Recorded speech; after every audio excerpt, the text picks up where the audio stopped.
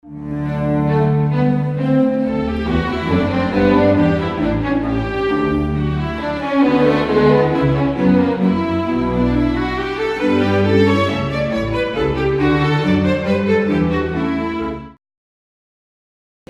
crise financeira mundial continua instalando na Europa e nos Estados Unidos.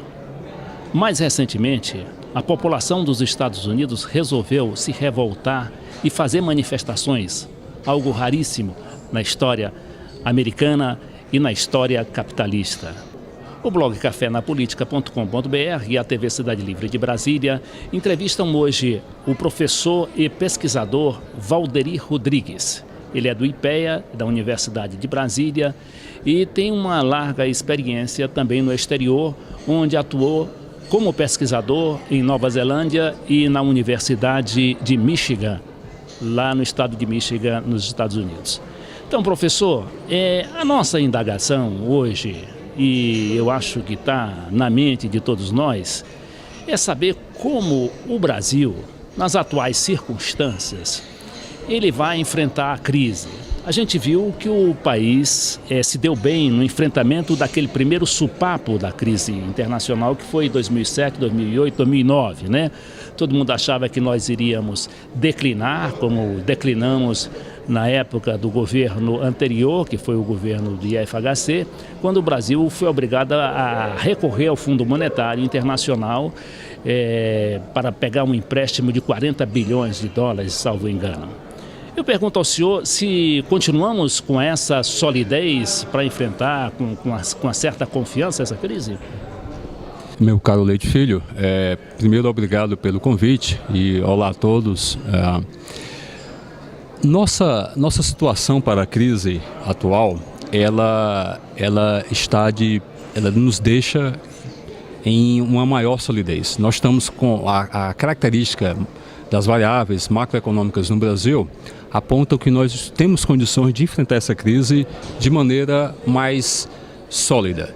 Isso é interessante de ser analisado porque esse primeiro supapo, esse primeiro solavanco que você mencionou, não faz muito tempo, foi em 2008, começou na realidade em 2007, refletiu-se em 2008, em 2009 nós tivemos já um reflexo um pouco mais forte, mas logo mesmo em 2009 a economia brasileira recuperou-se, tivemos criação de postos de trabalho de maneira substancial e em 2010 nós tivemos um crescimento excepcional, acima de 7%. E, evidentemente, em função de diversos, vamos chamar assim, deveres de casa feitos nas últimas décadas, sobretudo nos últimos 16 anos, pelo menos, nós temos hoje no Brasil condições de olhar para essa crise de maneira mais sóbria. Nossos fundamentos macroeconômicos estão melhores, isso diz respeito às reservas internacionais que dispomos, acima de 350 bilhões. O nosso quadro inflacionário não está desregrado. Nós temos a inflação que, no curtíssimo prazo, tem alguma preocupação, mas estruturalmente a gente caminha bem. Em termos de taxa de juros, também não temos aquele patamar elevado, como numa história recente tivemos de 25%, por exemplo. Hoje está em 12% a taxa básica, precisa melhorar, evidentemente, mas é um quadro que ainda oferece um certo espaço para a ação. E, por último, o nosso quadro do mercado de trabalho, ele também é até mais sólido do que foi em 2007 e 2008. Hoje o nosso nível de desemprego, entendido como, chama-se tecnicamente, de desemprego aberto, ele está na faixa de 5,9% a 6% dependendo da região metropolitana. Então estamos em condições boas. Bom, o FMI está alertando que a crise poderá atingir os países latino-americanos, né? Eu vejo isso como, não sou nenhum técnico, mas a gente conhece muito bem as chantagens do velho capitalismo, né? Agora, professor Valderi, você vê que a experiência mostra, no passado, por exemplo, e também agora no presente, que os governos solidamente organizados e com base popular e com projetos nacionais próprios, eles têm até tirado proveito das crises dos grandes países. O exemplo, talvez não muito remoto, é aquele da Segunda Guerra Mundial.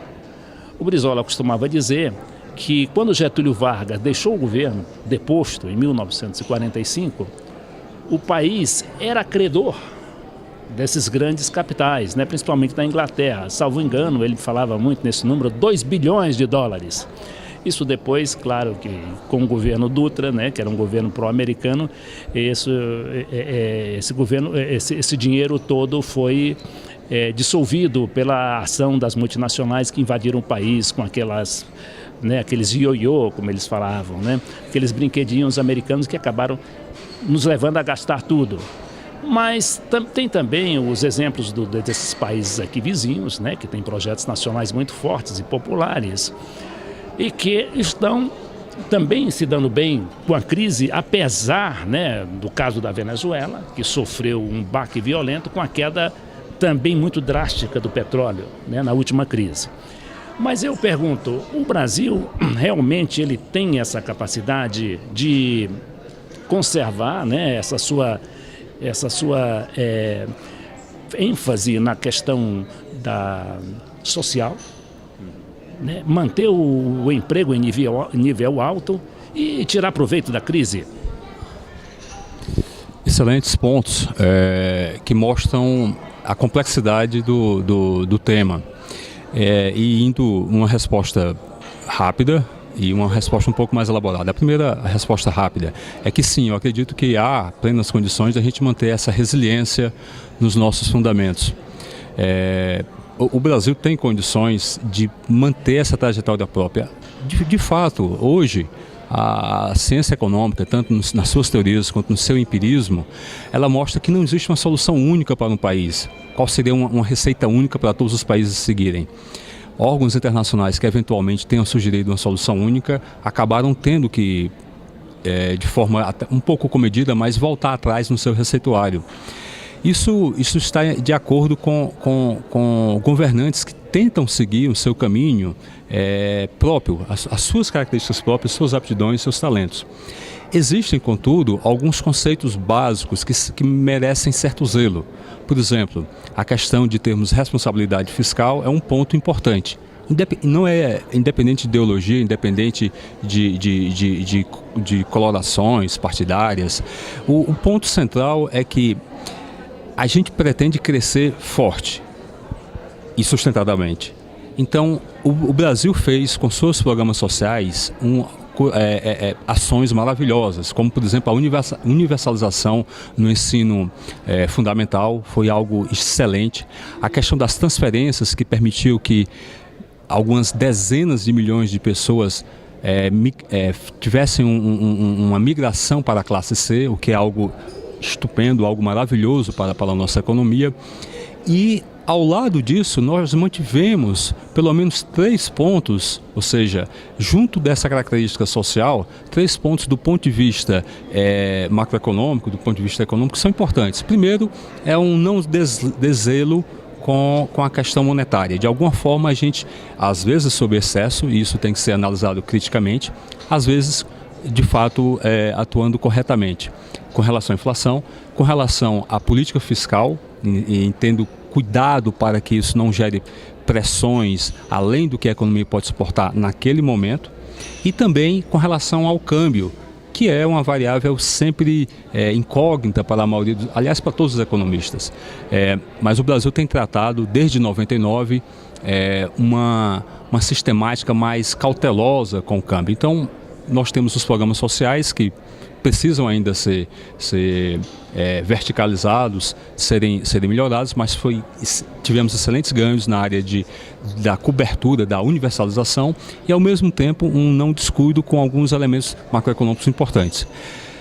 Contudo, e aí eu deixo isso para lhe repassar a palavra, existem alguns pontos que ainda precisam ser feitos.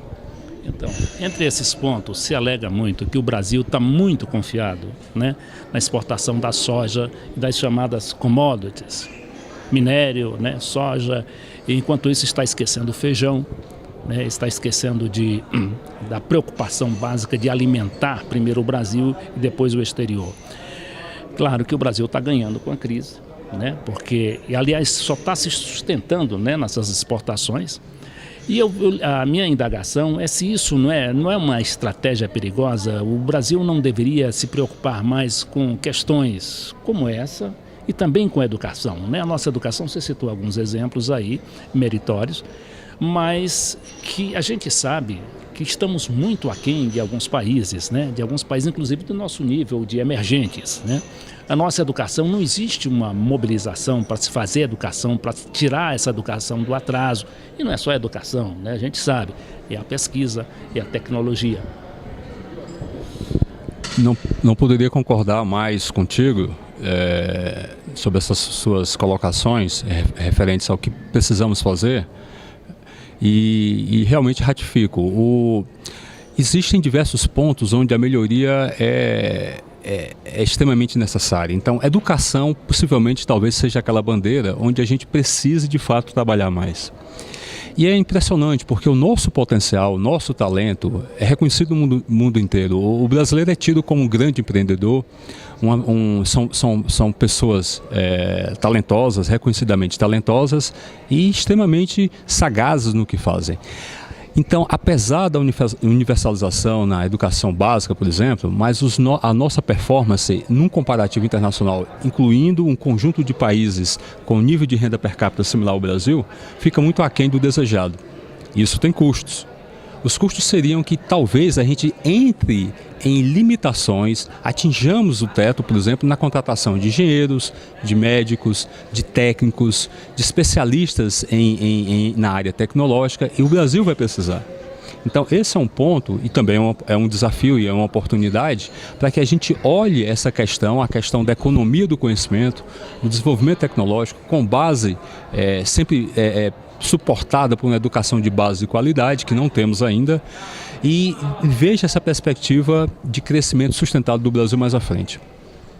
Professor Valderi, o senhor participou recentemente de um debate, né, num seminário realizado pelo PDT na Câmara dos Deputados, em que o senhor colocava o ranking dos países na excelência de matemática, né? Que a excelência de matemática que constitui a base, né, da tecnologia, a base praticamente da ciência. Esse é um tema interessante que eu gostaria de abordar no próximo bloco, mas que eu acho que o senhor poderia, pelo menos dizer, enquanto a gente termina esse segmento, pelo menos dizer em que posição está o Brasil e em que posição estão os Estados Unidos e o primeiro e o segundo da lista. Pois é. Esse ranking internacional, particularmente o PISA, é um teste que é liderado pela OCDE, e nós temos o primeiro da lista Xangai. O Brasil está numa posição não confortável, está no que a gente chama no quartil inferior, dividindo os 60 e poucos países em quatro segmentos. O Brasil está no segmento mais embaixo, o quarto quartil. E os Estados Unidos também está em 23º, entre o 20º e o 30º, também numa situação não confortável. Por incrível que pareça, os dois países de dimensões continentais precisam cuidar com zelo de sua educação básica. Nós assim terminamos o primeiro bloco do Café na Política. Voltamos daqui a pouco.